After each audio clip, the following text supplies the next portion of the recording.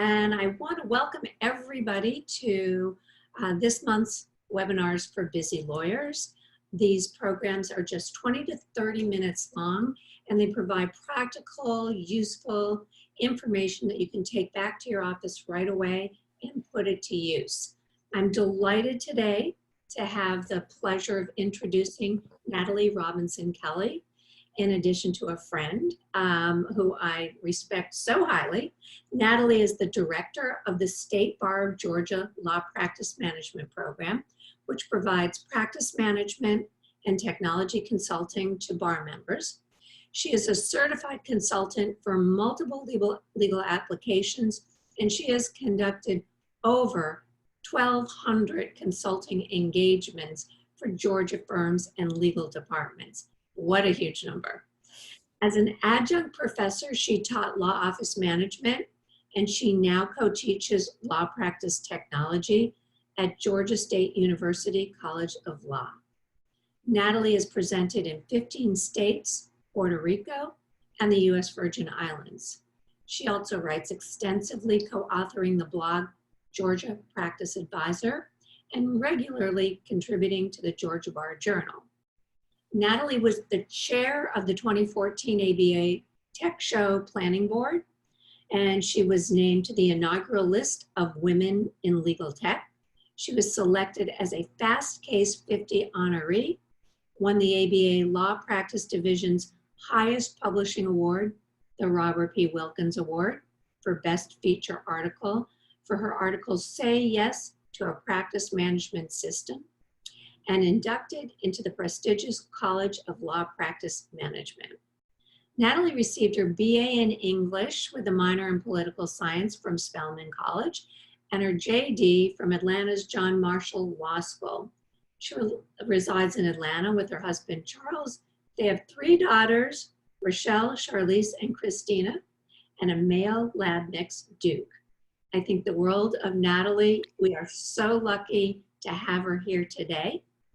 And I am going to turn this over to her in one moment, but I want to remind you that questions, when they come up, just write them into the chat box.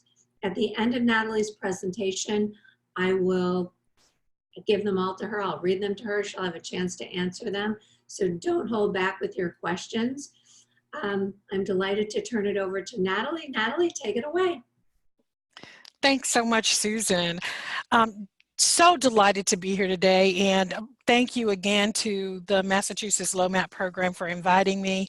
I'm joining you today from Atlanta, where we're trending basically 6 degrees warmer than Boston right now. So actually, we're in the South and just a little tad bit warmer here. But we're going to spend today talking about not reinventing the wheel. And when you speak of reinventing the wheel, you're talking about not redoing work unnecessarily. Maybe something's already been taken care of, there's a system that's already in place, but you're turning your little wheels, trying to do a little bit better, trying to improve upon something that's already there. And basically when you do that, you might need to really face the fact that there's nothing new here. There are not any real unique challenges out there when it comes to some of the issues that surround productivity in the law practice, but instead your focus probably needs to be on making sure that you're more efficient, that you heighten your productivity in the grander scheme. So before you run off trying to do something smarter or cooler than's already been out there, we want to take a look at that. So today we're going to walk through kind of what's this idea about productivity versus efficiency, look at some of the things that you're probably doing in your practice that may be a little bit inefficient. We're going to look at ways to become more efficient in the firm using technology, and then you're going to hopefully have some take-home work for you to do as well. Just starting out, productivity versus efficiency. When you look at that term, it's kind of a little bit odd, but basically productivity is getting stuff done, getting work done. And then being efficient is really taking that process of getting that work done to a level where it's less cumbersome, it's not as restrictive. And for you, and many of you are solo small firm practice, it's getting to revenue generation results that a little bit faster and a little bit more productive in that process. So again, the idea that there is productivity versus efficiency leads you to the concept of not reinventing the wheel.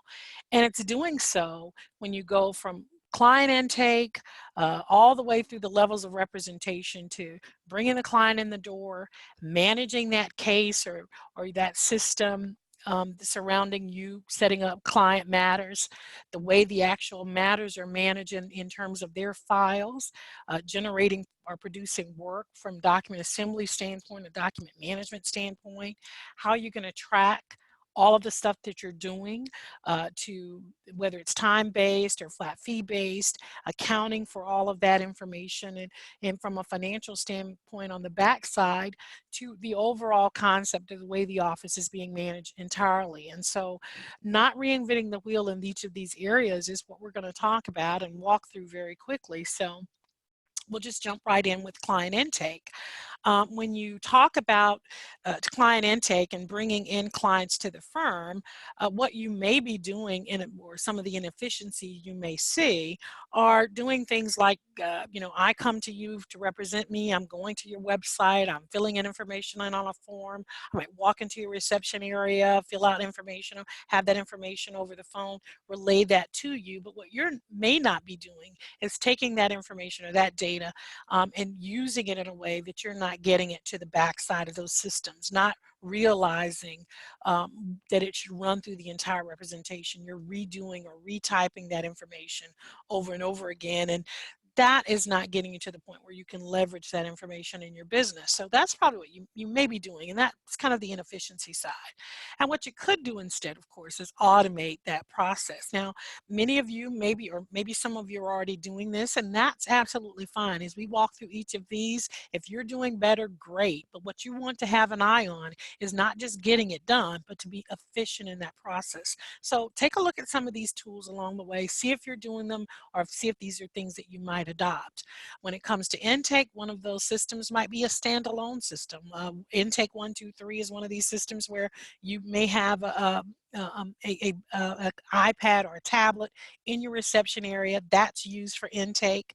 You might have a system like Amicus IQ or ID, which is a product that allows you to check for compliance as you engage with clients. You may have a system like a Lawmatics. These are kind of standalone products where you're looking to track your engagement or your intake from the beginning. And as you can see, this requires you to review features and pricing of these products. So whether you're going in with a small number of contacts, what your communication mechanism is, a lot of these will track your email, keep up with a custom campaign for marketing and the like. And basically you're looking to do this kind of customer relation or client relation management system in the background for your intake. These are the technologies that you can use. And when you're looking at the various features in these products, you'll notice for instance, I've highlighted on this particular list from the Lawyerist, e-signatures and analytics. So these products are taking you from automating your workflow, scheduling, using templates, getting you to the process of interacting with your potential clients and moving them all the way through, doing work back and forth in a way that's more efficient so that they're not having to track down signatures. You can also generate information from these programs so that you're getting to some of the analytics. Those are the kinds of things that you should be doing. And if you go even further, there are going to some that are already baked into systems like client import system. Direct Law is a portal system where you sign on and you run your firm's information through this particular product, and you're basically taking intake right on the screen. You're doing legal documents and managing phone calls and emails for your particular firm on a platform. So that client intake platform would be another way for you to do that. And then kind of at the end of the day, if you're not already noticing it, if you have a practice management system, you more than likely, this is a sample from my case, but you more than likely, you have an area, you have a system where you can pull in potential clients and track leads and keep up with case information to get down to what the core is, whether or not this is a matter that's generating revenue for your firm. So there's intake even on practice management. So when it comes to client intake, you can automate some of that and not have to reinvent the wheel. For case and practice management, you might be trying to keep up with all this information in your head. You might be just using, unfortunately, I've seen a lot of my visits that lawyers are still using their inbox as kind of the place where all of this data for managing the case resides. And so instead of doing these types of things, what you could in fact be doing is using a practice management system. I've already mentioned that there are some of the ones that shown you screenshot. There are tons of systems out there. You have to kind of wade through some of these options for your practice, and it's not necessarily an easy task. You're moving into a space where they're even growing out now. There are AI enabled practice management options that are also coming to the market, and you're starting to see those be a part of what you need to look for. And there may even be some that are focused on a practice area. So immigration, for instance, is a system, is a practice area where you're starting to see kind of a laundry list of practice managers that are come to bear. But if you don't have one already, and most firms are now starting to see this. The latest ABA technology report indicates that there are about 53% of the firms in the United States answering that particular survey who are utilizing practice management systems. Well, if you don't have one already, you're probably trending toward getting one, because in the past 20 years, there's been a shift from these on-premise database programs to now having all of that information online. And they allow you to do so many things in terms of keeping all of the information about a particular case in your files in your office in one place. So whether it's generating calendars or tasks, the workflows that come out of all of this organized information from email to communication is now being fed into that database, and you're getting a dashboard on the backside that allows you to see everything that's going on, all of the billing and the mechanics of the backside. Tracking all of that information is being fed back to you, and you're getting metrics for your practice and being able to see this information and even share it out in portal that are also a part of these systems. So these practice managers are certainly systems that you want to be considering when you're not reinventing the wheel, particularly in terms of keeping up with information. Now, file management is kind of the next phase to that. And again, we've talked about, keeping up with the practice information, but the actual information that's kept within and stored in files is also the next phase where you see some of this inefficiency creep in. It's losing the file itself if you keep physical files, which is scary in and of itself, but it still happens. And mixing up closed and inactive files, not interactive. Those are the kind of things that you see happen, but what you could be doing instead is, of course, updating your policies for how you manage this data. So whether it's having file storage provisions, saying to your client when they come to you, this is how long we keep files, this is the format that we keep them, and we manage data and electronic information for you, this is what we do. Having all of those provisions, even right up front in your fee agreement, are going to be kind of standard ways for you to do that. These are more efficient ways. And then storing the information, I kind of operate from or advise firms or lawyers to keep information in 3 different places for backup purposes. It helps prevent against some of the things that go bump in the night. Backupreview.info is a great website for helping you decide if what cloud backup is there. And that's one of the 3 areas where I say lawyers need to back up. You need to back up online, you need to back up on premise or in your office, and you also need to have an offsite backup. So having those 3 layers of backup can really help. This particular site basically does a review of all those on-site online solutions and is a great way for you to find out what works for you. And so I really commend that to you for review.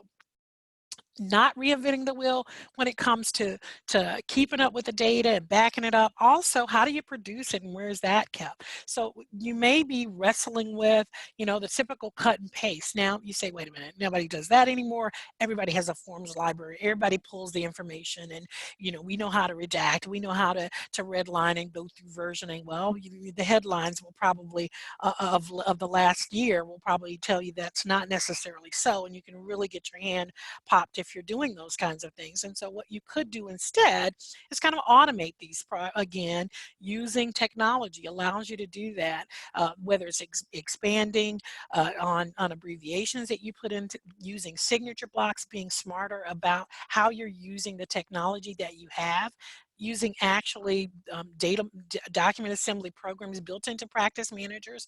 All of those are kinds of things that you can do. Voice recognition software is another. You're looking at a screenshot of Clio, again, a practice management system, very popular. Text snippets is a way, if you haven't turned those on, this is a way that I can type in TC and get telephone conference with client regarding, expand it out for me, and the like. And so you're looking for these types of solutions. If you haven't, you might have adapted a practice manager, but to be even more efficient, and you're getting the work done, but be even more efficient in this process, you're able to expand, use text snippets to get that out. For the generation of documents themselves, you're looking at a screenshot here from a product called Cosmolex. This is another practice manager. This is an underlying document template. So not only having that flat forms library that you may have in your office, but you're taking that information and you're actually creating templates that you will now pull the data out of the database, dump it into mailings that for your firm. All of that builds consistency, builds reliability in the documents that you're generating. And again, this is going to help you when it comes to ethical compliance in terms of making sure that you've both kept the client informed, that you've protected the data. All of those things are going to be in place for you, and will work. You also can use voice recognition, yet another tool for you in terms of the way that you generate information. Now, this is kind of fun for me. We are in a hands-free jurisdiction in terms of driving, so smartphone dictation is key. And my children, the daughters that Susan introduced to you earlier, I've taught them in generating particularly papers for my college student, those types of things. Use your smartphone, dictate some of that out into a note, transfer it to Word, clean it up, and you've gotten to a point where if you're not a quick typist, this is a very good way for you to generate documents. And so they've bought into that. My kids have, and sometimes they tell me that I don't know much about technology. And then there are also desktop applications, of course, for dictation. And then if there are even services, SpeakWrite, for instance, is a service. You call in and dictate across the phone and generate documents for your firm in again, consistent ways. And so a great way of using technology to not reinvent that wheel of getting documents created. Time billing and accounting.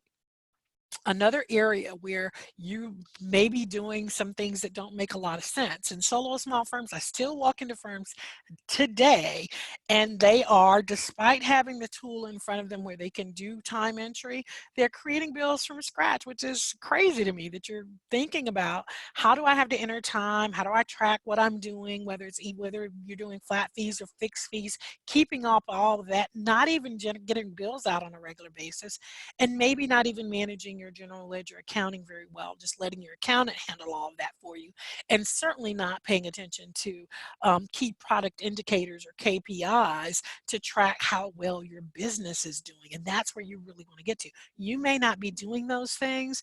And so what you could be doing instead, again, is using technology to kind of help you get to a place where you're getting paid faster. You're getting the bill out the door. You're getting better reporting.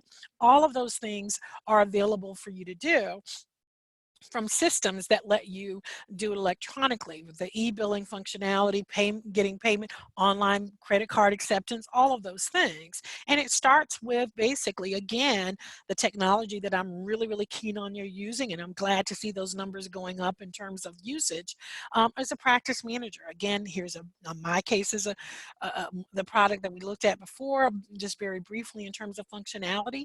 It allows you to put in your time if you're tracking time. You can say whether it's a non-billable time or not.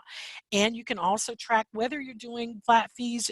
Again, keeping up with everything that you're doing so that you can categorize whether this is billable or non-billable. in utilizing that information. You'll see that it comes up in reports. Clio, this is an expense entry screen from Clio.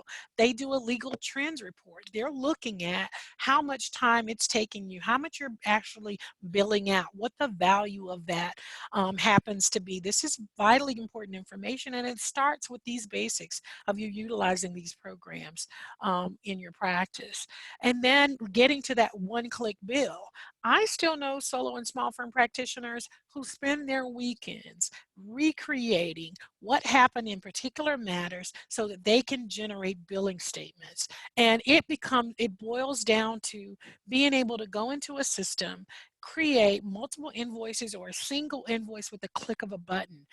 That's where we are in terms of technology, and that's where I think firms have to get to. And so if you're not using that was a Practice Panther, this is Cosmolex again, another practice management software system. These products allow you and make it easy for you to create invoices. You're able to basically generate invoices, and the client is going to click right here to pay that invoice using a credit card. In this particular template, they have multiple templates. It's going to show the client exactly what's been going on. You can put in the details. This is, again, giving the client, from an ethical standpoint, keeping them apprised of what's going on in their matters. And so these systems, again, are very, very important. And it keeps you from reinventing the wheel when it comes to that, to using problems or inefficiencies in your firm. Practice management, another area where you again are looking to not only capitalize on what you've done from intake all the way through document production and billing and accounting, but this is just kind of the way you do business. I can get up from my desk right now, take about 40 steps, and I can take a look at this. What you see here is a replica of Woodrow Wilson, who happened to be a Georgia lawyer. His office here in Georgia looked like that, and there are some pieces from on this picture that are actual original.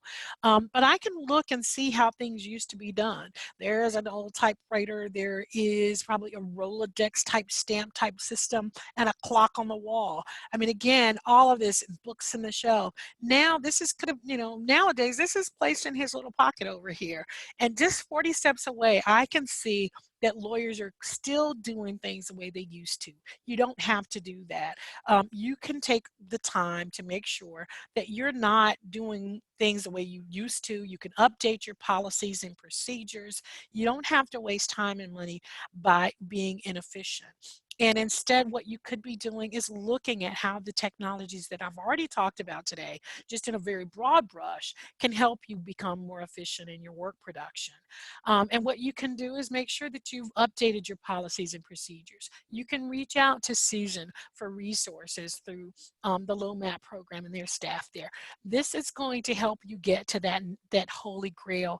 And what you should do is make sure that you are taking home for yourself an idea that, well, there's nothing new here, nothing new to see. She told me about some practice managers. She told me I needed to track time. She needed to do those types of things. But again, the goal is not that there's anything magical or special. There's nothing new about that wheel. That you're trying not to recreate something. What you're looking to do is be more efficient. And so you should go home and you should update your systems, your procedures to make sure that you fine tune that. And this is an ongoing process for your business. You're looking to do more with the technology. You're looking to solve any inefficiencies. So with that, I'm going to shift gears and allow Susan to come back on and take over for Q&A. So I want to encourage you, write in your questions now. We have plenty of time for Natalie to answer them. The first question that popped up, and I was about whether or not you would provide us with a PDF of your slides. Just so everyone knows, what we do is we always provide the recording of this entire program. It will be on our website within a few days or so.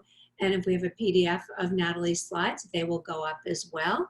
Information on how you can contact Natalie directly or follow her, which I can tell you now. You can contact her at nataliek@gabar.org. And there's her Twitter handle right there as well. I do encourage you to follow her. You'll pick up nice new ideas all the time. She's great with that. Do you have any recommendations for comprehensive practice management systems other than Clio? Are there full suite options available? That's a great question. That's a very good question. Not all practice managers are created equal. And in fact, in the solo small firm space, you're looking at size. So some are not, some are designed for mid-sized, larger firms. The slide that I gave you, a lot of those are definitely in the space for solo and small firms. And some do not. Most of them will handle front-end stuff, all from intake all the way through invoicing. So money in and out for clients, but they don't do general ledger accounting. And so the differences would be there are some that will do from end to end. Those products happen to be, particularly in no order of preference here, Centerbase is one. Cosmolex, I showed you some screenshots from Cosmolex as a product. Action Step, those are the three that kind of have bubbled up over the years. And I've done practice management systems for 20 plus years and monitor those. I was certified on them. So those are the three right now that will do both front end intake all the way through general ledger accounting, which includes in and out money for the firm. You can write checks out of those programs. Whereas products like Clio, you have to either add on something or do something else, or link to an accounting, link to the QuickBooks, which I don't like, but another story. So there you go. Natalie, because Zola Suite is a member benefit in Massachusetts for any people who belong to the social law library, basically it's free. I think there's a one-time $25 fee, but if you belong to social law, you can get that benefit for free. That I understand is end-to-end. Can I get your feedback on that? Absolutely. I did not include, and I hesitated to include Zola Suite in that as a solution. When you boil it down, it's whether or not the company in its marketing will say that they have the ability to link to an accounting program and whether or not it's integrated. I know that they had been developing in that direction. And the other thing is that the development phases and cycles can switch very quickly because you're cloud-based. Those features can just show up, right? And they'll just tell you, what's new. And so I would highly urge you to take a very, very close look, particularly when they've paired with your bar association or your program, such as you have. It sounds like a wonderful option. They sit on our list when we have a recommended list, and so they're on our list too. We would say take a look at Zola as well. Thank you. We have a few questions here. Are there practice management solutions focused on lawyers who primarily negotiate contracts? So not necessarily, well, there may be some in that mix, but you don't necessarily hear about them immediately. That may manage there's some that are focused a little bit more litigation tracked, but on the transactional side, what I think is important to note is that almost all of them, it doesn't matter what kind of practice area your firm focuses in on. What happens is that you're looking at the documents and the way that the document management piece works. And a lot of that comes from document upload, some of its integration to your online storage, your box, your Dropbox, or Google Drive, how it integrates and pulls in data and looks at those folder structures and pulls that information in. And also where those document templates are generated and how they work. And so when you're searching for a system, and particularly saying, is there something that's a little bit more transactionally focused or contract based? Is there one that stands out over another? Then you start to say, does this product give me exactly what I need? Again, most of them as a base, because they're generic, they are basically relational databases at their core. What you're looking to say is, does the feature set provided give me what I need in terms of where that headache is with contract drafting? There are a lot of specific tools for contract drafting. So, kind of again, it depends on where you are in working towards becoming more efficient with that process. We have another question. It's kind of interesting. So how do you know if a provider has become a liability risk for your firm? Have you heard of it ever happening? So the answer to that is yes. Let's say, we live in a world now where data is placed online, and there are terms and agreements that are not always in your favor. So you need to make sure that you're looking at those terms and agreements that when you're signing on for these services. It's very easy for us to just go and click and pay the $20 a month or whatever it happens to be. Most of these, by the way, practice managers, if we're talking about them, range from about $50, $60 a month on, and you may have deals like we've talked about with Zola. Anywhere from $50 to $100 per user per month. And what happens in terms of risk or it becoming a liability is the ability for you not to know what's going on with the data, who owns it and where and what those terms are.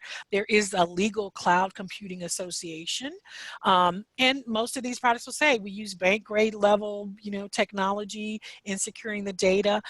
We do data escrowing. We have all of these different terms. You want to walk through that and look and analyze what you're getting into. Now, the other part of the question: have we seen live situations where people have lost their data or lost access to data, and it created a situation where you're basically putting yourself and your clients at risk?